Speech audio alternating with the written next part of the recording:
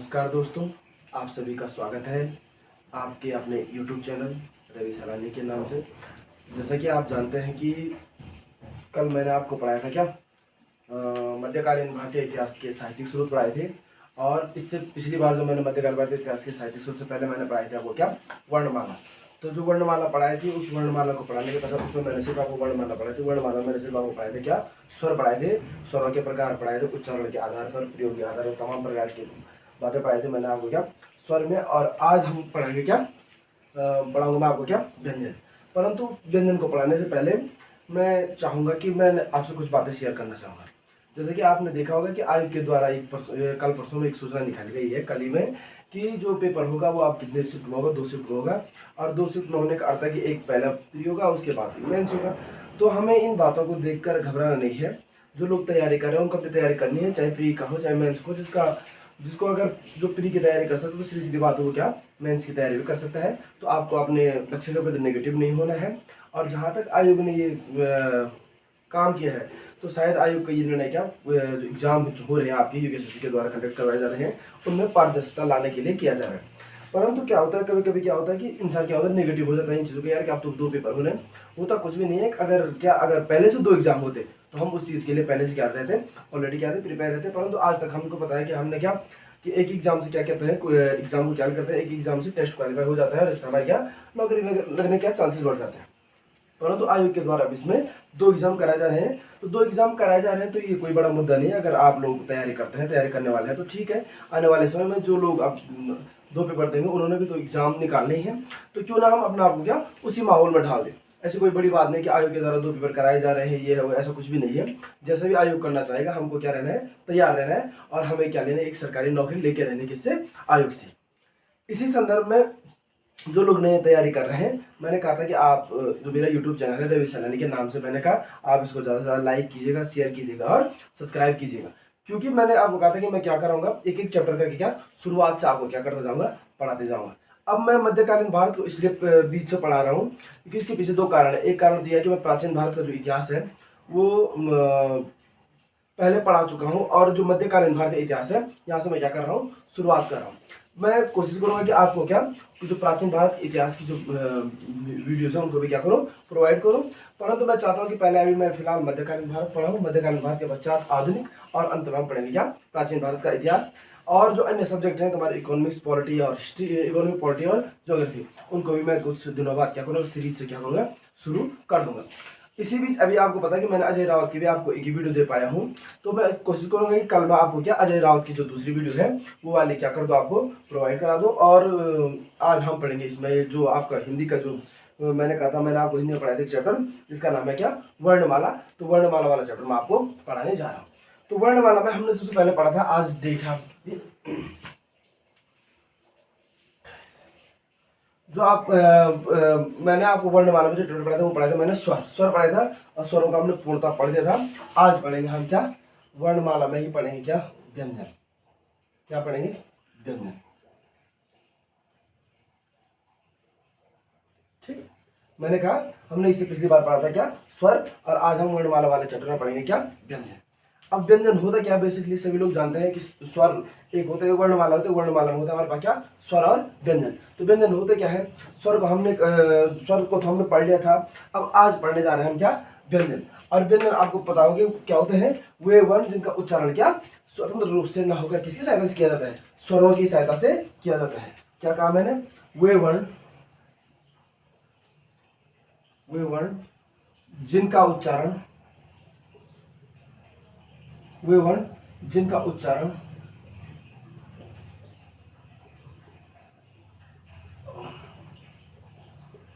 स्वरों की सहायता से किया जाता है। क्या है, वे वर्ण जिनका उच्चारण किसकी सहायता से किया जाता है, स्वरों की सहायता से किया जाता है, उन्हें हम क्या कहते हैं, व्यंजन कहते हैं। ठीक है ना, क्या कहा मैंने, वे वर्ण जिनका उच्चारण हम स्वतंत्र रूप से न होकर या किसके स्वरों की सहायता से करते हैं, मतलब वे वर्ण जिनका उच्चारण किसकी सहायता से करते हैं, स्वरों की सहायता से करते हैं, उन्हें हम क्या कहते हैं, व्यंजन कहते हैं। अब आपको पता होगा, जैसे हमने स्वर पढ़ा तो स्वर पढ़ने के पश्चात अब सीधा हम व्यंजन पढ़े, तो व्यंजनों को हमने सीधे सीधे लिख दिया है। वे वर्ण जिनका उच्चारण हम क्या स्वरों की सहायता से करते हैं या स्वरों की सहायता से किया जाता है, उन्हें हम क्या कहते हैं, व्यंजन कहते हैं। अब इन व्यंजनों की संख्या कितनी होती है बेसिकली, तो व्यंजनों की जो संख्या है,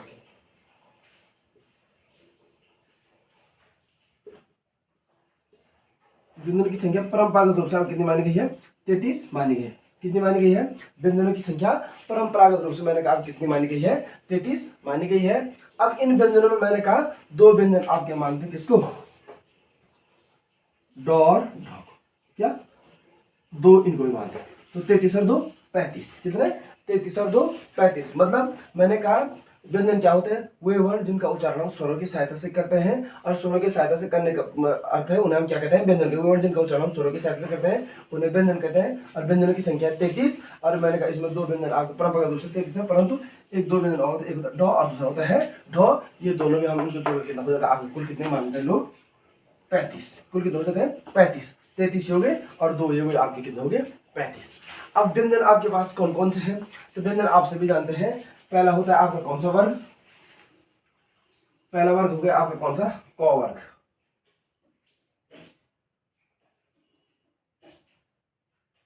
च वर्ग, ट वर्ग, त वर्ग और प वर्ग। ठीक, हमने पढ़े कौन सा, क वर्ग, च वर्ग, ट वर्ग, त वर्ग और प वर्ग। क वर्ग, च वर्ग, ट वर्ग, त वर्ग और प वर्ग। क च ट त प, मतलब क वर्ग, च वर्ग, ट वर्ग, त वर्ग और प वर्ग। अब आप लोग देख रहे होंगे क वर्ग में लिखा क, ख, ग, घ, ग। क्या लिखा मैंने, क, देख रहे होंगे आप, क, ख, ग, घ और ग। दूसरा है च, छ, ज, झ और य। क्या है, सभी लोग देख लो, च, छ, ज, झ, य, च, छ, ज, झ, य। नेक्स्ट है ट, ठ, ट, ठ, ढ, ढ, अण। क्या है, ट, ठ, ड, ढ, अण। और नेक्स्ट है त, थ, द, ध और न। नेक्स्ट है प, फ, ब, भ और म। क्या है, प, फ, ब, भ, म। अब आपने देख लिया होगा क वर्ग, च वर्ग, ट वर्ग, त वर्ग और प वर्ग। अब इसमें हमने लिखा सभी में आप कितना अक्षर है, 25। तो टोटल जो आपके वर्गीय व्यंजन है ये कितने हैं, वर्गीय व्यंजन, आपके जो वर्गीय व्यंजनों की संख्या हुई वो कितनी हुई, 25 हुई। वर्गीय व्यंजनों की संख्या कितनी हुई आपकी, 25। वर्गीय व्यंजन कितने हुए, 25। पहला आपने देखा क, ख, ग, घ, ग, च, छ, ज, झ, य, ट, ठ, ड, ढ, अण, त, थ, द, ध, न, प, फ, ब, भ और म। अब आपने देखा क वर्ग, च वर्ग, ट वर्ग, त वर्ग और प वर्ग। अब आपको पता होगा इसमें होता है क्या, इनको कहते हैं, जो क वर्ग के होते हैं इनको कहते हैं क्या, कंठ्या। क वर्ग को क्या कहते हैं, कंठ्या। क वर्ग को कहते हैं क्या, कंठ्या।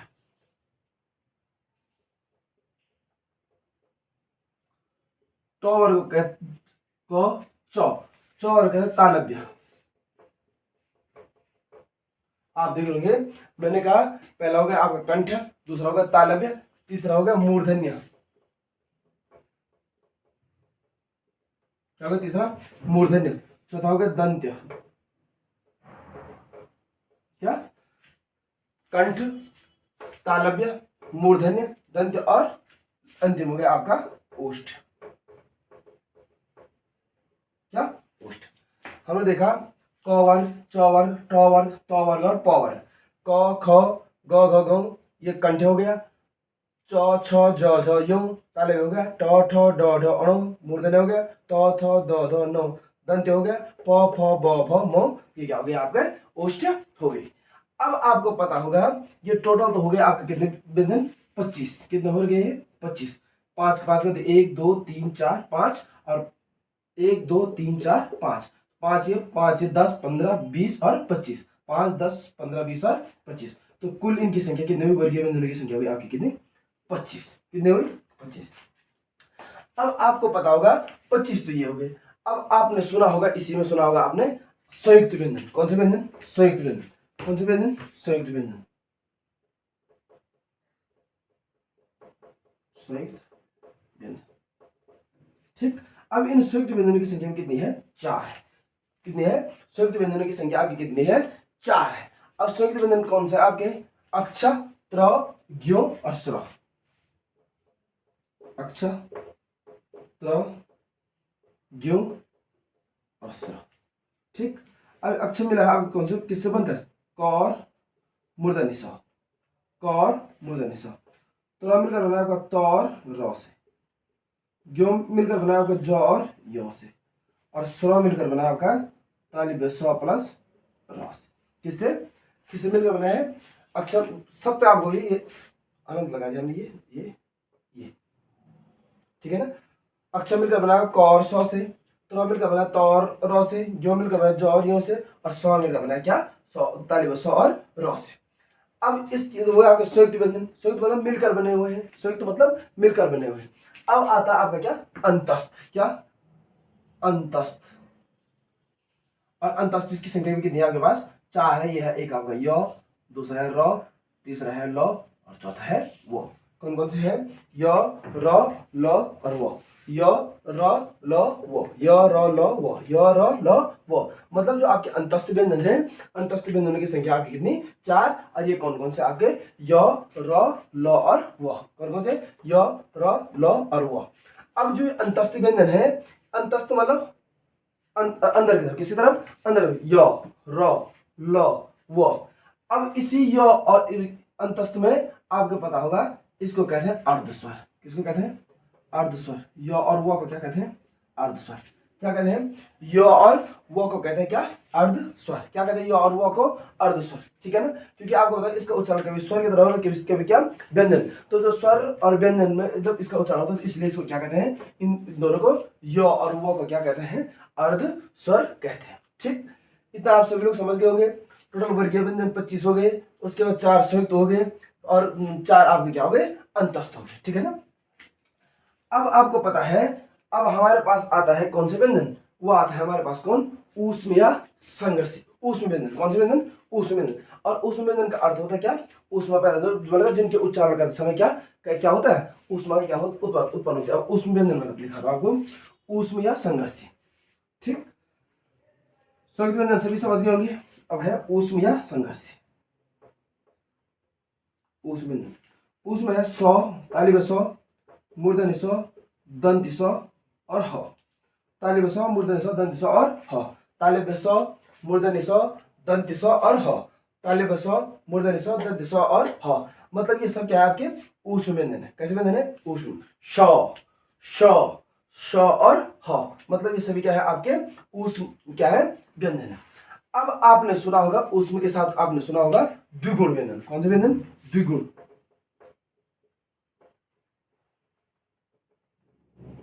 द्विगुण व्यंजन। द्विगुण व्यंजन कौन सा? आपका ड और ढ, ड और ढ। और इस ड को कभी ऐसे लिखते हैं और ये, ठीक। और इसी द्विगुण व्यंजन को कहा जाता है आपका क्या? उच्छिप्त व्यंजन। कौन से व्यंजन?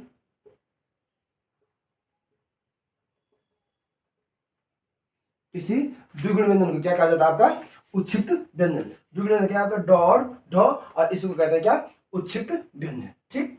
अब आपने इसमें सुना होगा क्या? र। तो क्या? र। तो र को कहते हैं क्या? र को कहते हैं प्रकंपित। क्या? प्रकंपित या लुंठित। प्रकंपित या लुंठित व्यंजन है आपका कौन? र। और ल है आपका क्या? पार्श्विक व्यंजन। कैसे व्यंजन? पार्श्विक। ल कैसे व्यंजन है? पार्श्विक व्यंजन, ठीक। मैंने कहा आपने र को देखा, र को कहा हमने क्या? र को क्या? प्रकंपित या लुंठित व्यंजन। ल को कहा हमने क्या? पार्श्विक व्यंजन, ठीक। अब इतनी तो भाई सभी व्यंजनों की बात हुई, आपने देखा उसमें असंघर्षी व्यंजन देखा, अंतस्थ व्यंजन देखा, आपने उच्छिष्ट देखा, अंतस्थ देखा, द्विगुण देखा, संयुक्त देखा, ठीक है ना। परंतु अब हमको पढ़ना है जो आपका क्या करना है, इन व्यंजनों का क्या करना है, हमको वर्गीकरण करना है। और व्यंजनों का वर्गीकरण हम क्या, प्राणवायु के आधार पर करेंगे। किसके आधार पर, प्राणवायु के आधार पर। किसके आधार पर, प्राणवायु के आधार पर हम क्या करेंगे, इन सभी का क्या करेंगे, वर्गीकरण करेंगे।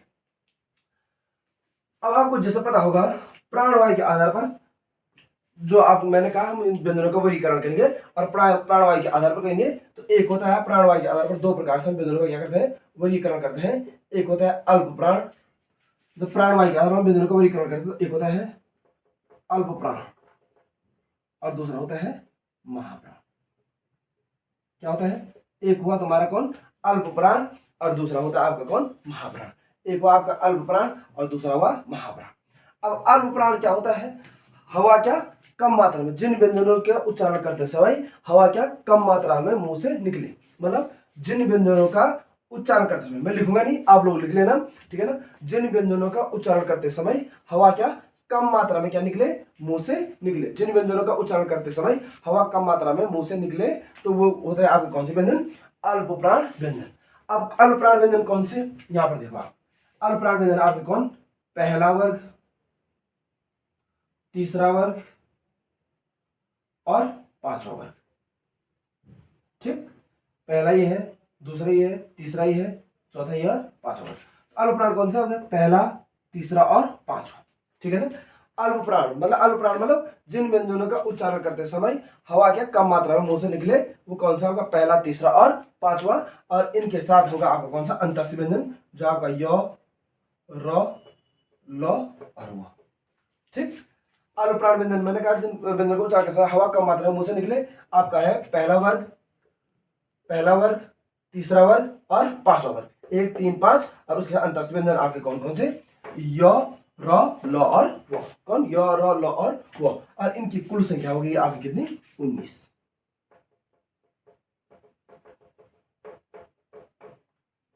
इनकी कुल संख्या आपकी कितनी होगी, 19। अल्प प्राण आपने देख दिया है, पहला, तीसरा और पांचवा। अब इसी के साथ आता है आपका क्या, महाप्राण। महाप्राण में याद लिखकर, ये अल्प प्राण यहां लिखा है, मैं यहां पर लिख रहा हूं महाप्राण। क्या, महाप्राण, महाप्राण मतलब ज्यादा, ठीक है ना। अब अल्प प्राण में क्या हुआ कि वह जिन क्या वर्णों व्यंजनों का उच्चारण करते समय हवा कम मात्रा में क्या निकले, मुंह से निकले। महाप्राण में क्या होता है, जिन व्यंजनों का उच्चारण करते समय हवा अधिक मात्रा में क्या निकले, मुंह से निकले। अब हवा अधिक मात्रा में मुंह से निकले तो इसमें आता आपका दूसरा, ठीक, और चौथा। कौन सा, दूसरा और चौथा। तो आप बढ़िया तरीके से लिख सकते हैं, दूसरा वर्ग और चौथा वर्ग। कौन सा वर्ग, दूसरा वर्ग, चौथा वर्ग। अल्प प्राण में आप देख रहे हो पहला, तीसरा और पांचवा, और इसमें देखने का आपने दूसरा और चौथा वर्ग। अब इसमें आपको पता है जो उस व्यंजन मैंने कहा वो कौन कौन से है, 100, 100, 100 और हाँ। मतलब तालिव्य 100, मूर्धा 100 और दंत 100, ये और हो, ये चारों आपके कैसे व्यंजन है, महाप्राण के हैं व्यंजन है। तो अल्प प्राण सभी के जिन व्यंजनों का उच्चारण करते समय हवा कम मात्रा में मुंह से निकले, और महाप्राण जिन व्यंजनों का उच्चारण करते समय हवा अधिक मात्रा में मुंह से निकले। तो अल्प प्राण में आपने देख लिया पहला, तीसरा और पांचवा, य, र, ल और व। और महाप्राण में आपने देख लिया दूसरा और चौथा, तालिब 100, मूर्धन्य 100, दंत 100 और ह। ठीक, और इनकी संख्या होती है आपकी कितनी, 14। इनकी कुल संख्या होती है आपकी कितनी, कुल संख्या होती है 14। कुल संख्या क्या होती है आपकी इनकी, 14। तो ये था आपका क्या, अल्प प्राण और महाप्राण। किसके आधार पर, प्राणवायु के आधार पर। क्या, प्राणवायु के आधार, किसके आधार पर, प्राणवायु। ठीक, प्राणवायु के आधार पर आपने देखा अल्प प्राण और महाप्राण। अल्प प्राण हो गया आपका पहला, तीसरा, पांचवा, महाप्राण हो गया दूसरा और चौथा। अल्प प्राण में य, र, ल, व, महाप्राण में तालिब 100, मूर्धन्य 100, दंत 100 और ह। ठीक, अब आपका आता है एक स्वर तंत्रीय या घोषोतकीय आधार। किसके आधार पर, स्वर तंत्रीय या घोषोतकीय आधार पर। किसके आधार पर, स्वर तंत्रीय या घोषोतकीय आधार पर, ठीक है ना, स्वर तंत्रीय या घोषोतकीय आधार पर।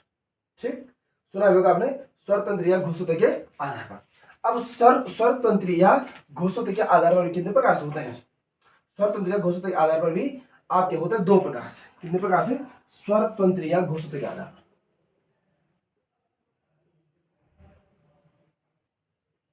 पर। लिख,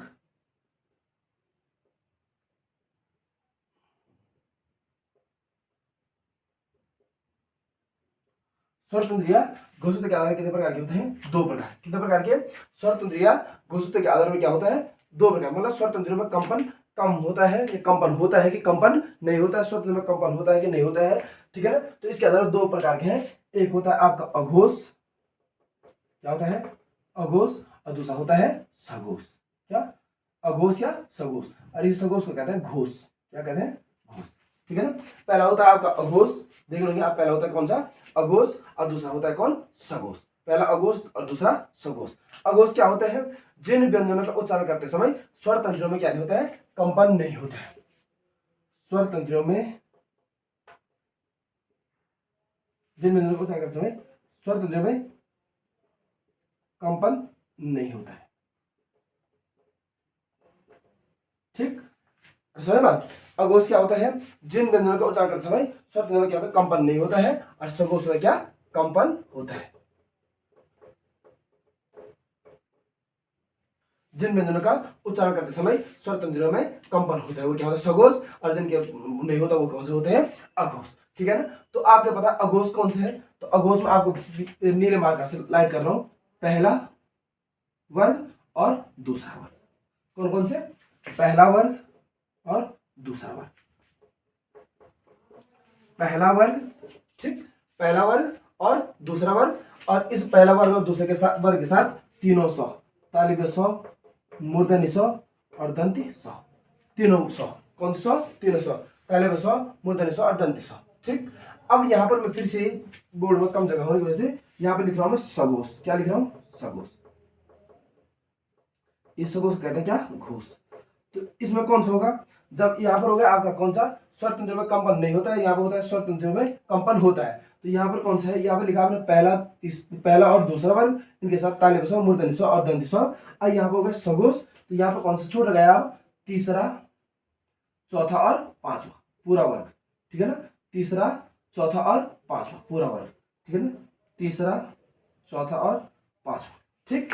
3, 4, 5, मतलब 3, 4, 5 ये क्या है? तुम्हारे सघोष, ठीक है ना। अब इन सघोष के साथ आपको पता होगा कौन? य, र, ल और व। कौन इसके साथ? कौन? य, र, ल, व और ह। कौन? य, र, ल, व, ह, ठीक। य, र, ल, व और ह। तो आपके अघोष आप समझ गए होंगे, स्वर तंत्र में कंपन नहीं होता है, सघोष स्वर तंत्र में कंपन होता है। इसमें पहला और दूसरा वर्ग तीनों 100, इसमें सघोष स्वर तंत्र में कंपन होता है, ठीक है ना। पहला, तीसरा, चौथा और पांचवा य, र, ल, व और ह, ठीक। अब आपको पता होगा जो आपके अघोष है इनकी संख्या है 13। अघोषों की संख्या कितनी है? 13। अघोष की कुल संख्या,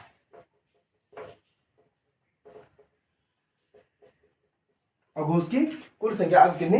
ये आपने लिखा है अघोष की कुल संख्या आपकी कितनी? 13। और सघोष की कुल संख्या आपकी कुल कितनी? 20।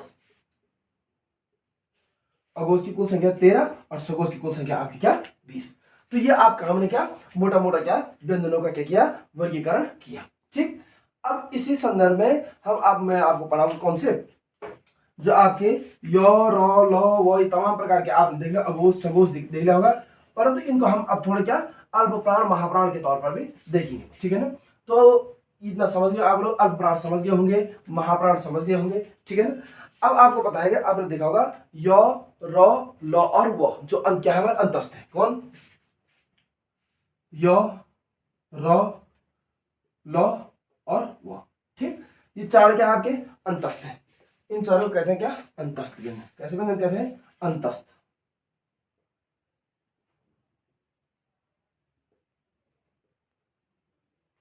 अंतस्थ व्यंजन। कैसे व्यंजन कहते हैं? अंतस्थ व्यंजन। किसको कहते हैं?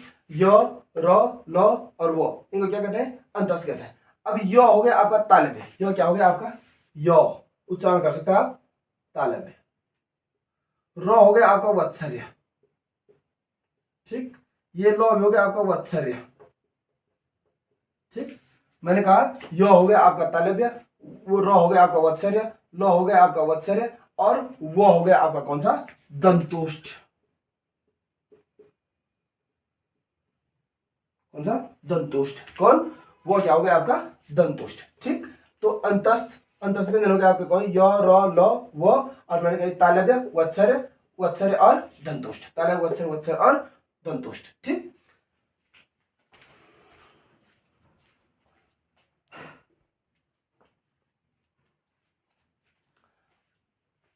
दोस्तों लाइट चली गई है तो कोई बात नहीं, खैर हम दिखाई दे रहा है तो इतने में हम क्या अपना काम चलाते हैं। ठीक है ना, अपने जो है प्रोसेस को आगे बढ़ाते हैं। तो मैंने कहा यो है तालव्य, रो है वत्सर, लो है आपका वत्सर और वो है आपका दंतोष्ठ। ठीक, मतलब वत्सर का अर्थ होता है जिसमें किसका प्रयोग होता है, दंतमूल और मसूड़ा। दंतमूल और मसूड़ा, दंतमूल और मसूड़े का क्या होता है, प्रयोग होता है। तो वो आपका कौन है, इसमें क्या दंतमूल और मसूड़ा क्या लॉ है। ठीक, अब आपको पता होगा ये सभी होता है आपके कौन से, यो रो लो और वो, यो रो लो और वो, ये सभी क्या होते हैं आपके सगोस। क्या होते हैं, सगोस और अल्पप्राण। क्या होते हैं, यो रो लो और वो, चार के चार क्या होते हैं आपके सगोस या अल्पप्राण। चार क्या होता है आपके सगोस या अल्पप्राण। यो रो लो वो क्या होते हैं, सगोस और अल्पप्राण। अब आपको पता होगा ये अंतस्थ है जो यो रो लो वो, ये है आपके क्या सगोस या अल्पप्राण। अब आपको होता है ऊष्म, कौन से ऊष्म। अब ऊष्म में आप कितने हैं, चार है। ऊष्म में आप कितने हैं, चार। ऊष्म में आप कितने हैं, चार। कौन कौन से हैं, तालिब सौ, मूर्धन्य सौ, दंत सौ और ह। ठीक, एक दो तीन और चार, इनकी संख्या कितनी है, चार।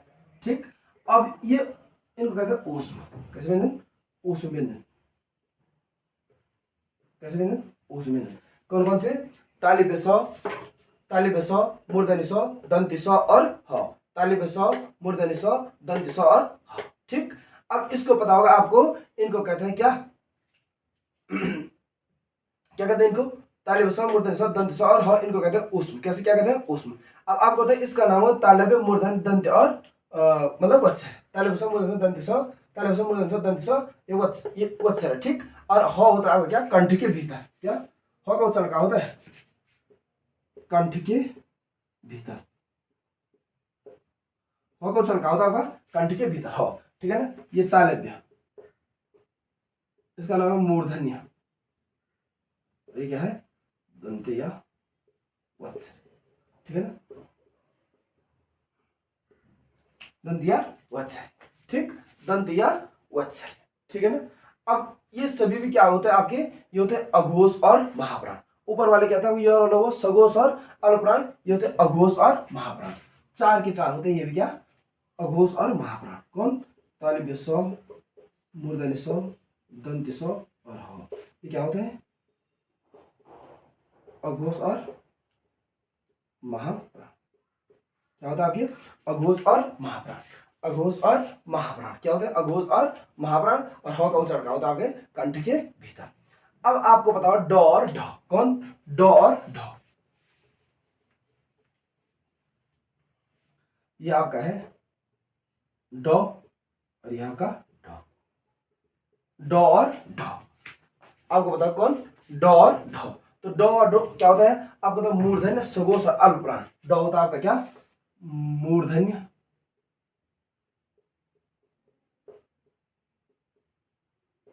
सगोष और अल्पप्राण। ड क्या होता है आपका, मूर्धन्य, सगोष और अल्पप्राण। क्या, मूर्धन्य, सगोष और अल्पप्राण, मूर्धन्य, सगोष और अल्पप्राण। और ये होता है आपका मूर्धन्य, सगोष और महाप्राण। ये क्या होता है आपका ढ, मूर्धन्य,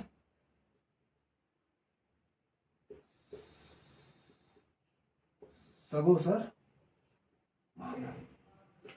मूर्धन्य, सगोष और महाप्राण क्या होता है, मूर्धन्य, सगोष और अल्पप्राण ऊपर वाला ड, और ढ होता है मूर्धन्य, सगोष और महाप्राण। ठीक है ना, तो ये मैंने आपका मोटा मोटा क्या ये व्यंजनों का क्या क्या वर्गीकरण किया है। और अभी भी इसमें व्यंजनों के क्या है कुछ प्रमुख क्या है फैक्ट है, जिनको मैं क्या नेक्स्ट वीडियो में आपको क्या फैक्ट ज्यादा है इसलिए ये जो व्यंजन वाला है उसको आपको क्या पार्ट 3 में आपको क्या प्रोवाइड करा दूंगा। और पार्ट 3 के तहत आपकी जो वर्णमाला वाला चैप्टर हो जाएगा वो हमारा क्या हो जाएगा समाप्त हो जाएगा।